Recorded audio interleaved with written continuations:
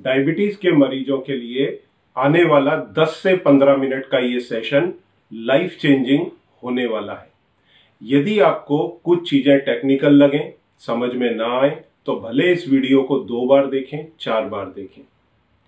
Friends, अगर अभी तक आपने चैनल को सब्सक्राइब नहीं किया है तो इसे सब्सक्राइब करें, बेल आइकॉन प्रेस करें।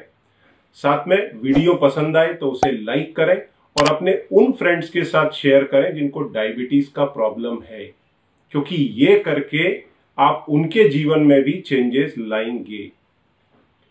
देखिए, डायबिटीज का जो मूल कारण होता है उसे समझने के लिए थोड़ा हमको शरीर के बारे में जानना जरूरी है। हमारे शरीर में एक ग्लैंड होती है जिसे बोलते हैं पैनक्रियास। ये पेट के पास इधर पीछे की तरफ को पाई जाती है। इसका काम होता है कई सारे हार्मोन्स निकालना, जिसमें एक इंपॉर्टेंट हार्मोन है जिसका नाम है इंसुलिन, और इंसुलिन का नाम आपने भी सुना होगा।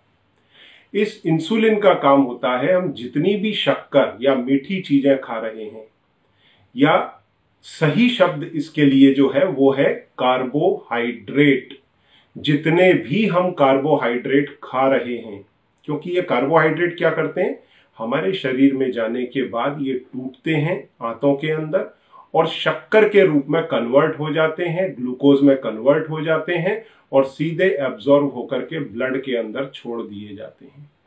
और जो मीठी चीजें हम खा रहे हैं वो भी कार्बोहाइड्रेट ही हैं, पर वो मुश्किल से 20% होती है हमारे टोटल कार्बोहाइड्रेट के इनटेक का।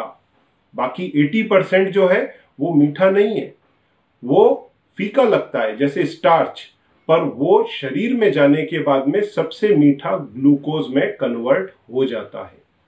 अब इस इंसुलिन का जो काम है वो क्या काम है, इस ग्लूकोज को जो हमारे ब्लड में घूम रहा है उसे शरीर के ट्रिलियंस ऑफ सेल के अंदर डालना।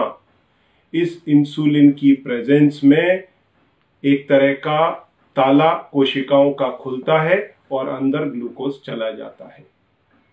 ये ग्लूकोज कोशिकाओं के अंदर जाकर के जो हम सांस से ऑक्सीजन ले रहे हैं इससे मिल करके ऊर्जा बनाता है, और इस ऊर्जा के कारण हम अलग अलग तरह के काम कर पाते हैं। अब देखिए, शरीर में यहां पर 2 तरह की प्रोसेस होती हैं। पहला, किसी अननोन रीजन के कारण या जेनेटिक्स के कारण हमारा ये जो पैनक्रियास, जो एक छोटी सी ग्लैंड जिसका मैंने अभी जिक्र किया, जो इंसुलिन बनाता है, उसकी अगर वो कोशिकाएं जो इंसुलिन बनाती हैं वो डेड हो जाए, खत्म हो जाए, तो हमारे शरीर में इंसुलिन बनेगा ही नहीं। और जब इंसुलिन नहीं बनेगा तो क्या होगा, जो आपने शक्कर खाई, ग्लूकोज खाया या जो कार्बोहाइड्रेट खाया, ये सारा खून की नलियों में घूमता रहेगा, कोशिकाओं में जा ही नहीं पाएगा और आप अपने काम काज से रिलेटेड एनर्जी जनरेट ही नहीं कर पाएंगे, तो ब्लड शुगर आपका बढ़ जाएगा। इस अवस्था को कहते हैं टाइप 1 डायबिटीज। अब सिंपल सा पिक्चर है, पैनक्रियास से इंसुलिन बन नहीं रहा, शरीर में इंसुलिन है नहीं, ग्लूकोज भरपूर हो चुका है खून की नलियों में, तो अब होगा क्या। अब आपको सिंपल इलाज करने के लिए कोई भी बता सकता है, इंसुलिन का इंजेक्शन लगाओ, आगे बढ़ो। सिंपल ट्रीटमेंट है। इंसुलिन नहीं बन रहा है, इंजेक्शन लगाया इंसुलिन का, आगे बढ़े। अब ये समस्या जो आती है अक्सर 30 साल की उम्र से पहले आती है, और इसमें अगर मरीज ये जो मीठी चीजें हैं, शक्कर है, कार्बोहाइड्रेट है, जो एप्रोप्रिएट वर्ड है, अगर ये कार्बोहाइड्रेट कम मात्रा में खाता है तो उतने ही इंसुलिन के इंजेक्शन कम लगेंगे। ये गुरु मंत्र उन लोगों के लिए है जिन्हें टाइप 1 डायबिटीज है। अब हम बात करते हैं टाइप 2 डायबिटीज की। देखिए, आदतानुसार एक भारतीय लगभग 250 से 400 ग्राम कार्बोहाइड्रेट पर डे का खाता है। ये शरीर में जाकर के पूरा ग्लूकोज में कन्वर्ट हो जाता है या शर्करा में, शुगर में कन्वर्ट हो जाता है, जिसे अपन लेमन लैंग्वेज में कहते हैं। तो जब ये 250 ग्राम, 300 ग्राम, 400 ग्राम शक्कर खाएगा तो अंदर जाने के बाद में इसके स्टिमुलेशन में उतना ही ज्यादा इंसुलिन बनेगा। तो एक तरफ इंसुलिन, दूसरी तरफ ग्लूकोज। ये लेवल पूरी लाइफ बढ़ते रहते हैं। आप जैसे जैसे अपने डाइट के अंदर कार्बोहाइड्रेट का इंटेक बढ़ाएंगे वैसे वैसे बॉडी में इंसुलिन बढ़ता जाएगा, क्योंकि उसे उतने पूरे ग्लूकोज को कोशिकाओं के ट्रिलियन ऑफ सेल के अंदर डालना है।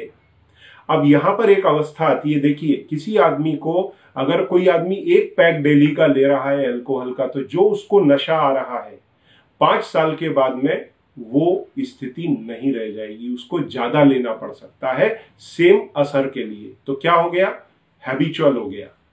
उसी तरह से जब आप मात्रा अपने बॉडी के अंदर कार्बोहाइड्रेट की दिन प्रतिदिन बढ़ाते जाते हैं, तो जब इंसुलिन बहुत सारा निकलता है तो कोशिकाएं आदी हो जाती हैं उतने हाई इंसुलिन के लेवल पर काम करने के लिए, और ये समस्या यहां से बिल्ट होना चालू होती है, और 5, 10 या 15 साल में स्थिति ऐसी आ जाती है कि कोशिकाएं इंसुलिन के लिए सेंसिटिव उतनी नहीं रह जाती।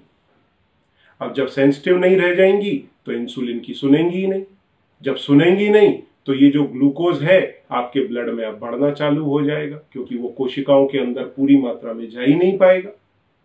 क्योंकि ये जब कोशिकाओं में जाएगा तो आपको एनर्जी देगा, एनर्जी के साथ में आपको क्या देगा, अगर मान लीजिए अधिक संख्या में आप मात्रा में कार्बोहाइड्रेट खा रहे हैं तो क्या होगा, वो स्टोर हो जाता है फैट के रूप में, तो इंसान का वजन बढ़ता है, मोटापा बढ़ता है। अब एक दिन स्थिति ऐसी आ गई कि पेनक्रियास, जो इत्तू सा पेनक्रियास था, छोटा सा खरगोश के जैसा, उससे आप हाथी का काम कराने लगे, तो धीरे धीरे क्या हो गया, बढ़ते बढ़ते इंसुलिन की मात्रा, एक दिन वो सरेंडर कर देता है खरगोश कि भाई ये हाथी जैसा काम मुझ पे ना हो पाएगा। अब आपके ब्लड में शुगर बढ़ी, आप डॉक्टर के पास गए तो डॉक्टर ने, अब 2 रास्ते खुलेंगे। डॉक्टर ने आपको जैसे ही दवाइयां दी, अब यहां पर डॉक्टर आपको सीधा इंसुलिन नहीं देता, पहले गोलियां देता है। गोलियां क्या काम करती हैं, उसी खरगोश को, पेनक्रियास को जाकर के दबाती हैं और बोलती हैं भाई अब तुम और ज्यादा इंसुलिन बनाओ। तो जो बढ़ी हुई मात्रा, मतलब पहले से ही नॉर्मल से 5 से 6 गुना इंसुलिन शरीर में बन रहा था, उसी को और बढ़ा दिया इंसुलिन को उन दवाइयों ने। तो जब और इंसुलिन बढ़ गया, अब ये इंसुलिन जाकर के फिर कोशिकाओं के दरवाजे पे खड़ा होएगा और बोलेगा ये ग्लूकोज को अंदर लो। तो अब ये गलत काम हो रहा है, पर ये हम करवा रहे हैं, ठीक है। तो ये गलत काम जब होता है तो इसका कभी तो बम फूटेगा। तो जब ये साइकिल फिर चालू होती है तो 1 गोली, 2 गोली, 3 गोली, फिर 3 गोली, 1 बार, 2 बार, 3 बार, ढेर सारी दवाइयां, और उस बेचारे खरगोश जैसे पेनक्रियास के ऊपर हाथी से भी बड़ा प्रेशर। ऐसी स्थिति में एक दिन बम फटता है और उसकी जो कोशिकाएं होती हैं जो इंसुलिन बनाती हैं, जल के एक दिन खत्म हो जाती हैं।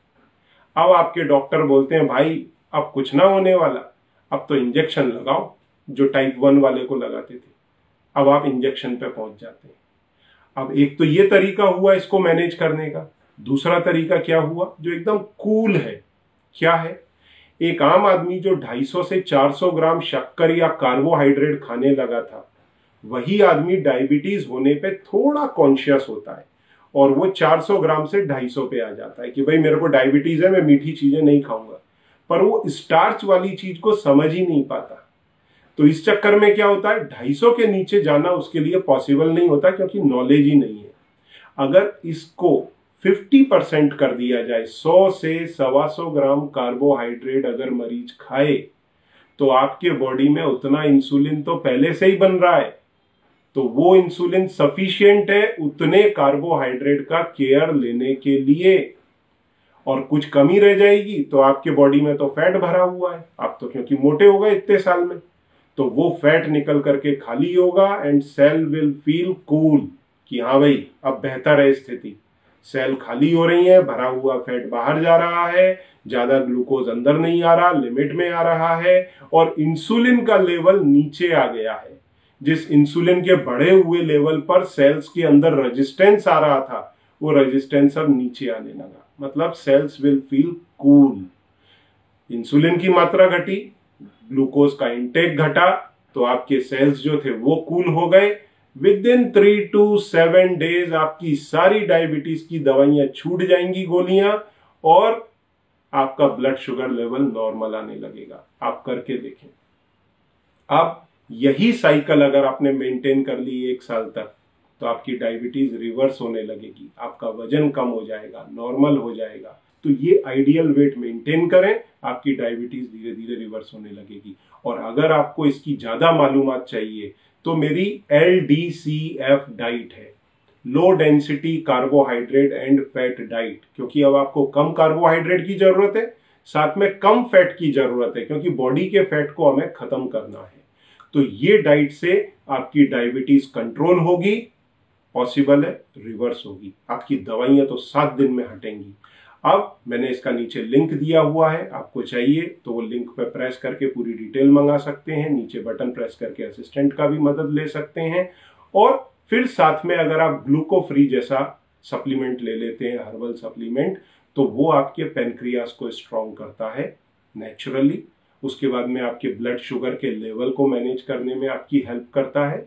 और जो भी आपके बॉडी के अंदर रिपेयर की जरूरत है related to this particular illness, वो सारे काम करता है। इस पर भी मैंने एक डिटेल वीडियो बनाया है, हमारे जो कलीग हैं डॉक्टर कोचर, उनका एक डिटेल वीडियो है, वो आप मंगा करके लें तो आपको समझेगा कि वो किस तरह से डायबिटीज में आपको स्वस्थ रखने का काम करती है, किस तरह आपके ऑर्गन्स को स्ट्रॉन्ग करती है। अगर कुछ हेल्प चाहिए आप नीचे दिए बटन पे प्रेस कर सकते हैं। और अगर अभी भी आपको कंफ्यूजन है कि स्टार्च का मतलब क्या, कार्बोहाइड्रेट का मतलब क्या, तो मैं एक लिस्ट आपको दे देता हूं। वैसे 200 आइटम की लिस्ट है पूरी डायबिटीज के मरीजों के लिए, आप मेरे असिस्टेंट से वो भी मंगा करके लें, तो उससे आपको मालूम पड़ेगा क्या खाना चाहिए क्या नहीं खाना चाहिए। पर जो लिस्ट है जो आपको कॉशियसली खाना चाहिए, उसमें है गेहूं, ज्वार, बाजरा, मक्का, किनोआ, जितने भी अनाज हैं, चावल, उसके बाद में रोटी, चपाती, चावल, bread, pizza, pasta, donut, noodles, chocolates, waffles, उसके बाद में पोहा, साबूदाना, साबूदाने भयंकर कार्बोहाइड्रेट है, हाँ। उसके बाद में कॉर्नफ्लेक्स, उसके बाद में इडली, डोसा, हाँ, क्योंकि चावल से बनते हैं।